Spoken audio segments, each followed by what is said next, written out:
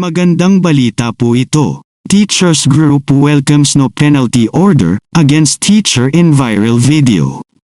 Ipinahayag ni Vice President at Department of Education Secretary Sara Duterte na walang ipapataw na parusa sa guro na nag-viral dahil sa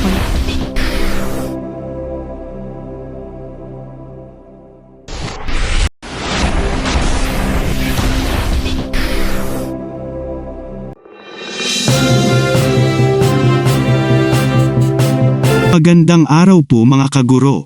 Magandang balita po ito. Teachers Group welcomes no penalty order against teacher in viral video. Ipinahayag ni Vice President at Department of Education Secretary Sara Duterte na walang ipapataw na parusa sa guro na nag-viral dahil sa pananakit sa kanyang mga estudyante ng live sa social media. Tinitingnan ito ng Teachers Dignity Coalition, TDC, bilang isang positibong pag-unlad, dahil ito ay nagpapakita ng ilang antas ng pakikiramay mula sa pamunuan ng DepEd sa mga guro.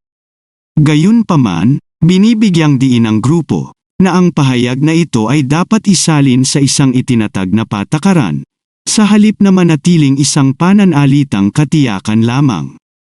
Natutuwa kami na tiniyak ni Vice President at Education Secretary Sara Duterte na hindi paparusahan ang guro at ang pahayag na ito ay sapat na para sundin ng DepEd Regional Office.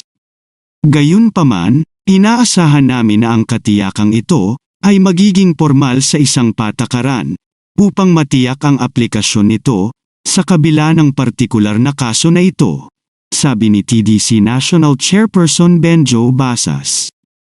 Ang TDC ay matagal nang nagsusulong para sa pagrepaso sa DepEd Child Protection Policy at mga pag-amyenda sa Republic Act 7610. Naniniwala sila na kailangang gumawa ng mga konkretong aksyon upang matiyak ang proteksyon at kapakanan ng kapwa mag-aaral at guro sa loob ng sistema ng edukasyon.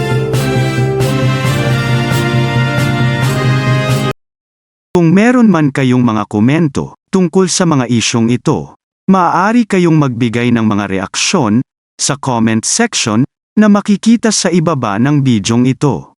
Maraming salamat, at kung ikaw ay interesado ng mga bidyong tulad nito, mangyaring suportahan ang channel na ito sa pamamagitan ng pagpindot ng like, pag-share ng mga video, at kung bago ka pa lang sa channel na ito, please subscribe sa channel na ito at pindutin ang notification bell at piliin ang all upang maabisuhan ka para sa mga paparating pang mga videos.